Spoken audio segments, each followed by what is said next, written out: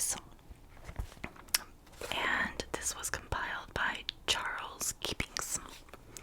So there are several stories in this book, but the story that we will be reading tonight is called The Wailing Well.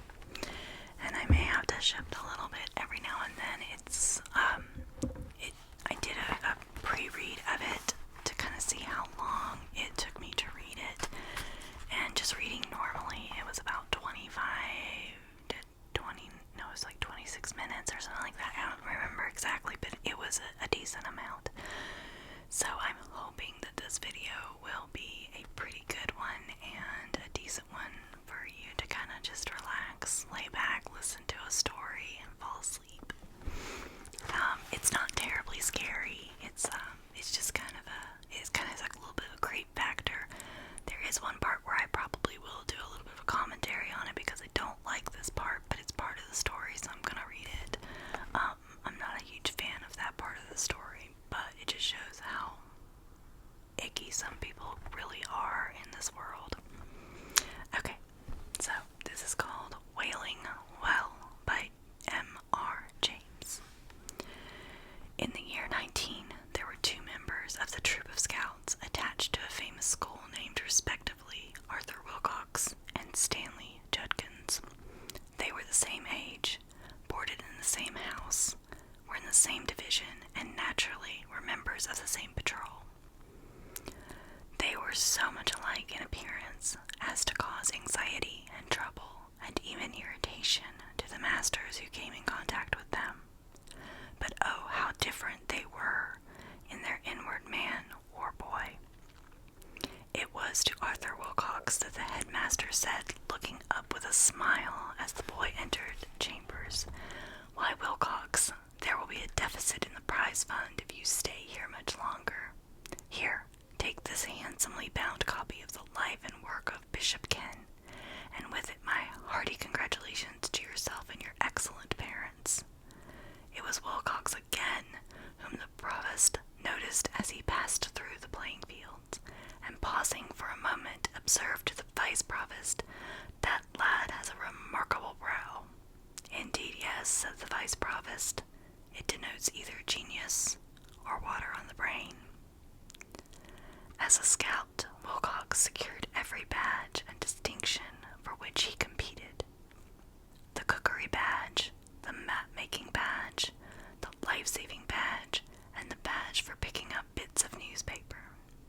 The badge for not slamming the door when leaving pupil rooms, and many others.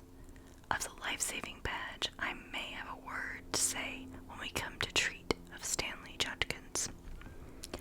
You cannot be surprised to hear that Mr. Hope Jones added a special verse to each of his songs in commendation of Arthur Wilcox, or that the lower master burst into tears when handing him the Good Conduct Medal in its handsome claret-colored case.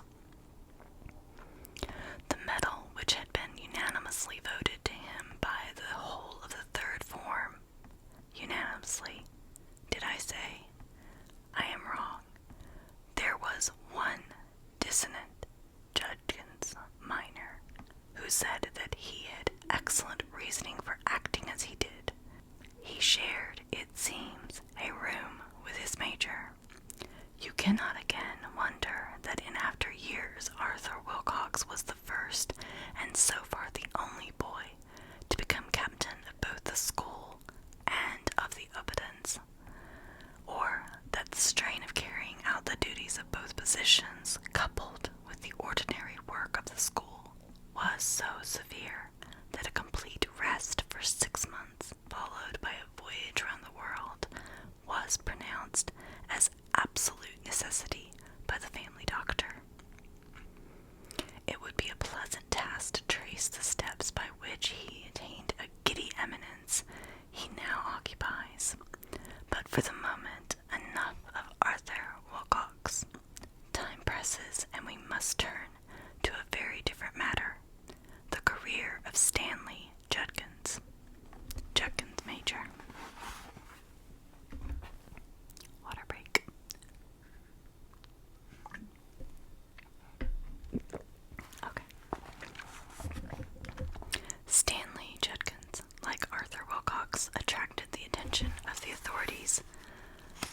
quite another fashion. It was to him that the lower master said, with no cheerful smile, "What, again, Judkins? A very little persistence in this course of conduct, my boy, and you will have cause to regret that you ever entered this academy. There, take that, and think yourself very lucky you don't get that and that." It was Judkins again, whom the provost had cause to notice as he passed through the playing fields when a cricket ball struck him with considerable force on the ankle, and a voice from a short way off cried, "Thank you, cut over." "I think," said the provost, pausing for a moment to rub his ankle, that boy had better fetch his cricket ball for himself." "Indeed, yes," said the vice-provost, "and if he comes within reach, I will do my best to fetch him something else." As a scout, Stanley Judkins secured no badge, save those which he was able to abstract from members of other patrols. In the cookery competition, he was detected trying to introduce squibs into the Dutch oven of the next-door competitors. In the tailoring competition, he succeeded in sewing two boys together very firmly, with disastrous effect when they tried to get up. For the tidiness badge he was disqualified because, in the midsummer school time, which chanced to be hot, he could not be dissuaded from sitting with his fingers in the ink, as he said, for coolness' sake. For one piece of paper which he picked up, he must have dropped at least 6 banana skins or orange peels.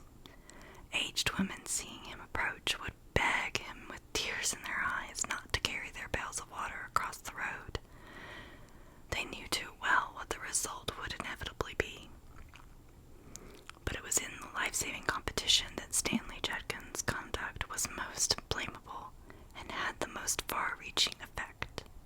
The practice, as you know, was to throw a selected lower boy of suitable dimensions, fully dressed with his hands and feet tied together, into the deepest part of cook-a-ware, and to time the scout whose turn it was to rescue him.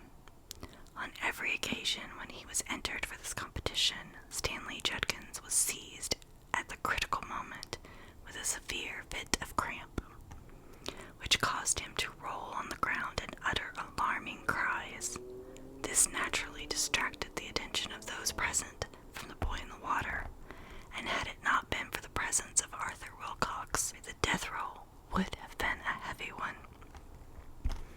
As it was, the lower master found it necessary to take a firm line and say that the competition must be discontinued.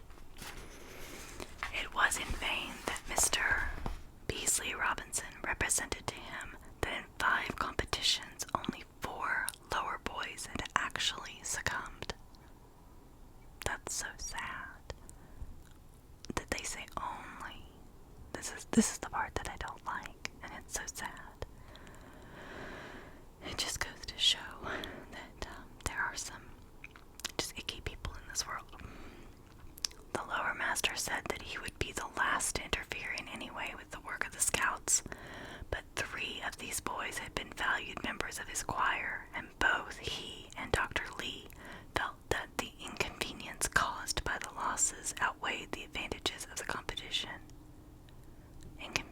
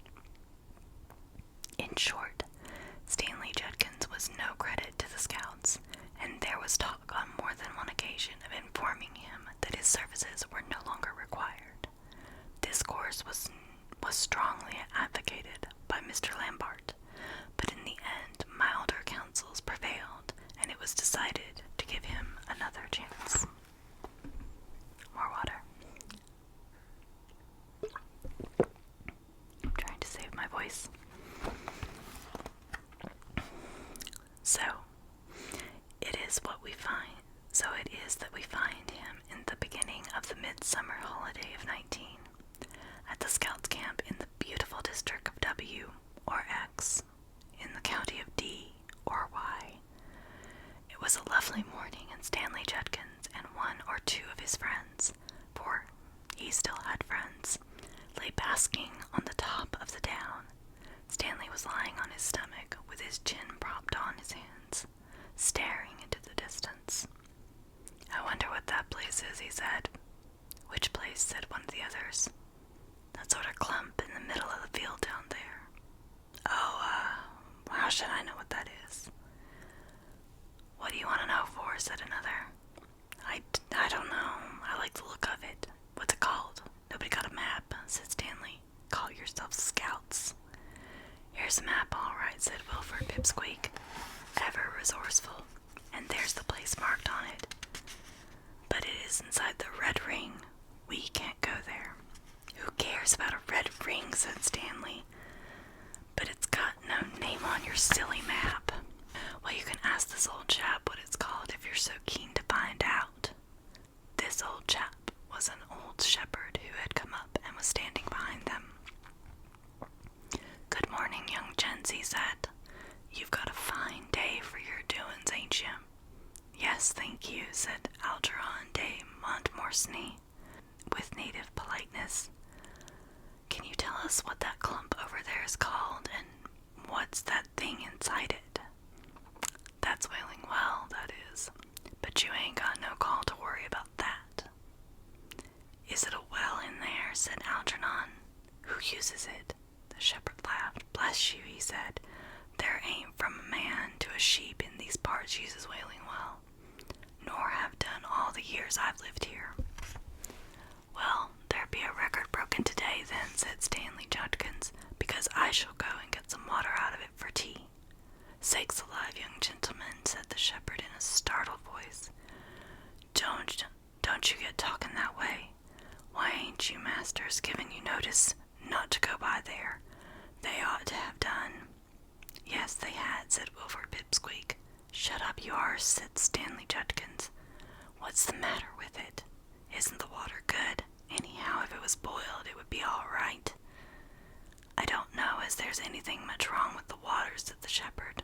"All I know is my old dog wouldn't go through that field, let alone me or anyone else that's got a morsel of brains in their heads." "More fool them," said Stanley Judkins, at once rudely and ungrammatically. "Whoever took any harm going there," he added. "3 women and a man," said the shepherd gravely. "Now just you listen to me. I know these here parts and you don't, and I can tell you this much for these 10 years last past, there ain't been a sheep fed in that field, nor a crop raised off of it. And it's good land, too. You can pretty well see from here what a state it's got into with brambles and suckers and trash of all kind. You've got a glass, young gentleman," he said to Wilford Pipsqueak. "You can tell that anyway." "Yes," said Wilford, "but I see that there's tracks in it. Someone must go through it sometimes." "Tracks," said the shepherd. "I believe you. 4 tracks, 3 women, and a man." "What do you mean, 3 women and a man?" said Stanley, turning over for the first time and looking at the shepherd. He had been talking with his back to him till this moment. He was an ill-mannered boy. "Mean? Why, what I says, 3 women and a man." "Who are they?" asked Algernon. "Why do they go there?" "There's some perhaps could tell you who they was," said the shepherd, "but it was afore my time they come by their end, and why they go there still is more than the children of men can tell, except I've heard they was all bad uns when they was alive." "By George, what a rum thing!" Algernon and Wilford muttered, but Stanley was scornfully and bitter. "Why, you don't mean they're deaders? What rot! You must be a lot of fools to believe that. Whoever seen them, I'd like to know." "I've seen them, young gentleman," said the shepherd. "Seen 'em from nearby on that bit of down, and my old dog, if he could speak, he'd tell you he'd seen them too. About 4 o'clock of the day it was, much such a day as this. I seen 'em Each one of them come peering out of that bush and stand up and work their way slow by them tracks toward the trees in the middle where the well is. And what were they like? Do tell us, said Algernon and Wilfred eagerly. Rags and bones, young gentlemen. All four of them, fluttering rags and whitey bones. It seems to me as if I could hear 'em clacking as they go along. Very low and very slow they went, and looking from side to side. What were their faces like, could you see? They hadn't much to call faces, said the shepherd, but I could see they had teeth. Lord, said Wilfred, and what did they do when they got to the trees? I can't tell you that, sir, said the shepherd. I wasn't for staying in that place, and if I had been, I was not bound to look to my old dog, and he'd gone. Such a thing he'd never done before as to leave me, but gone he had. When I came up with him in the end, he was in that state he didn't know me. He was fit to fly at my throat, but I kept talking to him, and after a bit he remembered my voice and came creeping up like a child asking pardon. I never want to see him like that again, nor yet another dog. The dog, who had come up and was making friends all around, looked up at his master and expressed agreement with what he was saying very fully. The boys pondered for some moments on what they had heard, after which Wilfred said, and why is it called Wailing Well? If you was round here at dusk of the winter's evening, you wouldn't want to ask why, was all the shepherd would say.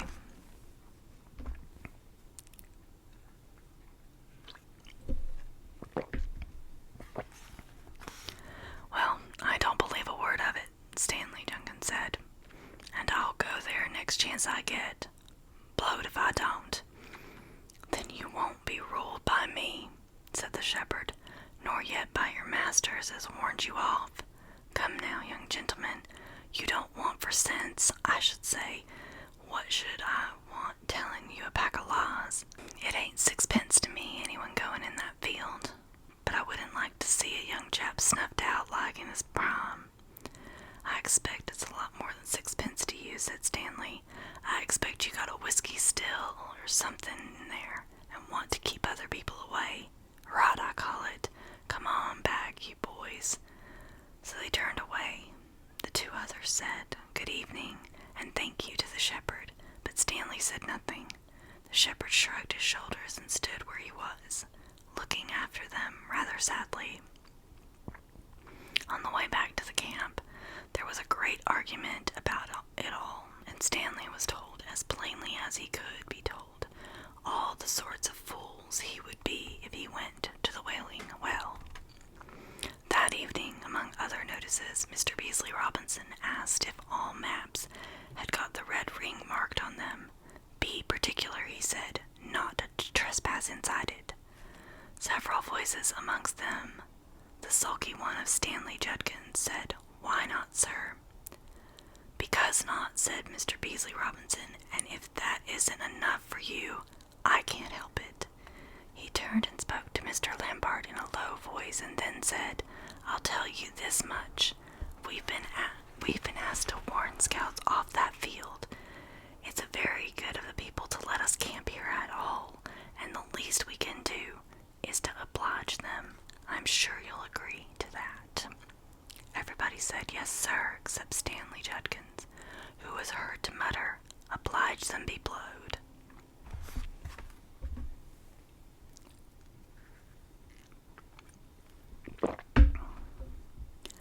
Early in the afternoon of the next day, the following dialogue was heard.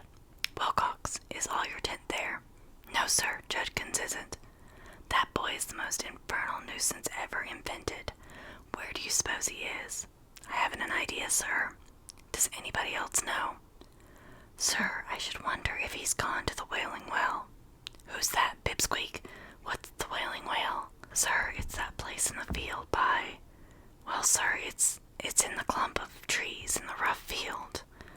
Do you mean inside the red ring? Good heavens, what makes you think he's gone there? Why, he was terribly keen to know about it yesterday, and we were talking to a shepherd man, and he told us a lot about it, and advised us not to go there, but Judkins didn't believe him, and said he meant to go. Young arse, said Mr. Hope Jones. Did he take anything with him? Yes, I think he took some rope and a can. We did tell him he would be a fool to go. Little brute! What the deuce does he mean by pinching stores like that? Well, come along, you three. We must see after him. Why can't people keep the simplest orders? What was it this man told you? No, don't wait. Let's have it as we go along. And off they started, Algernon and Wilford taking rapidly, and the other two listening with growing concern. At last they reached the spur of the down, overlooking the field of which the shepherd had spoken the day before. It commanded the place completely. The well inside the clump of bent and gnarled Scotch firs was plainly visible, and so were the 4 tracks winding about amongst the thorns and rough growth. It was a wonderful day of shimmering heat. The sea looked like a floor of metal.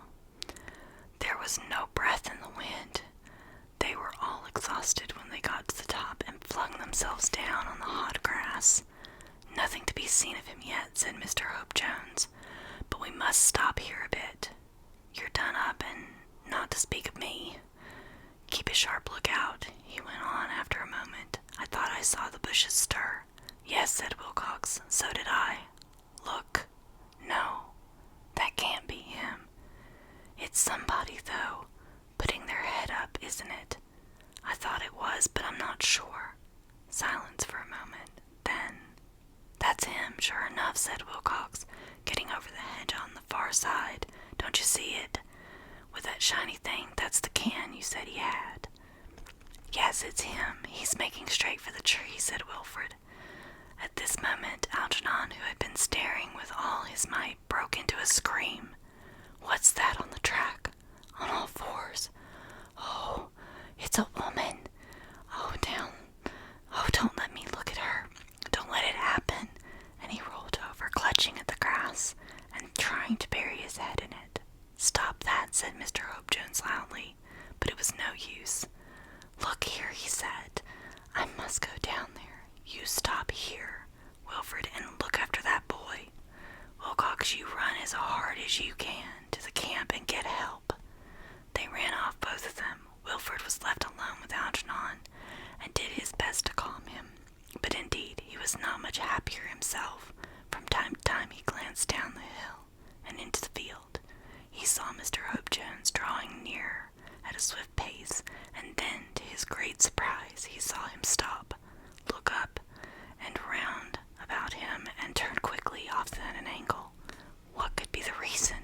He looked at the field, and there he saw a terrible figure, something in ragged black, with whitish patches breaking out of it, the head perched on a long thin neck, half hidden by a shapeless sort of blackened sunbonnet. The creature was waving thin arms in the direction of the rescuer, who was approaching, as if to warn him off. And between the 2 figures the air seemed to shake and shimmer, as he had never seen it, and as he looked, he began himself to feel something of a waviness and confusion in his brain, which made him guess what might be the effects of someone with closer range of the influence. He looked away hastily to see Stanley Judkins making his way pretty quickly towards the clump, and in proper scout fashion, evidently picking his steps with care to avoid treading on snapping sticks or being caught by arms of brambles. Evidently, though, he saw nothing.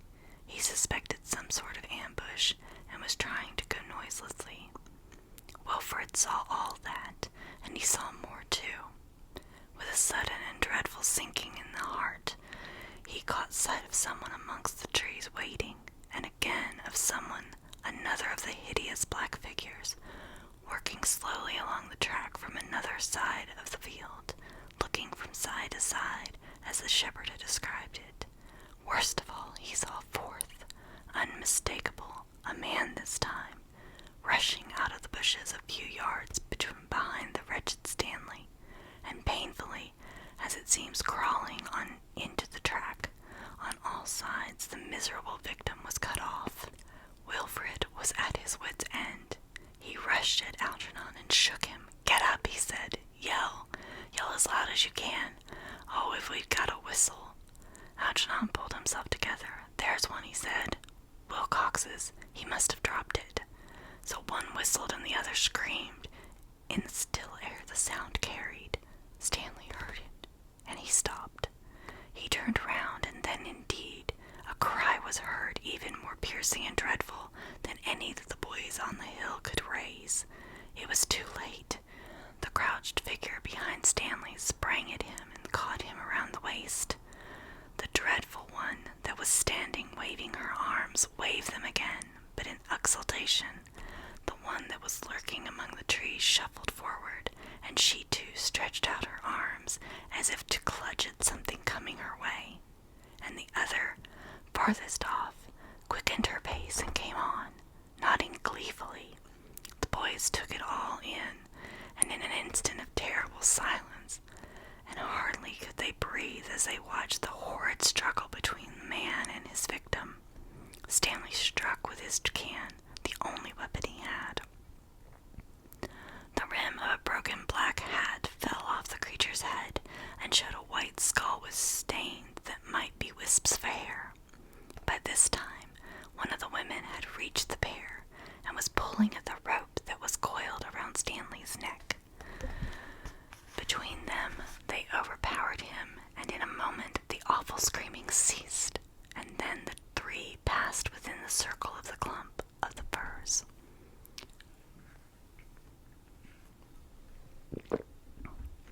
Yet for a moment it seemed as if rescue might come.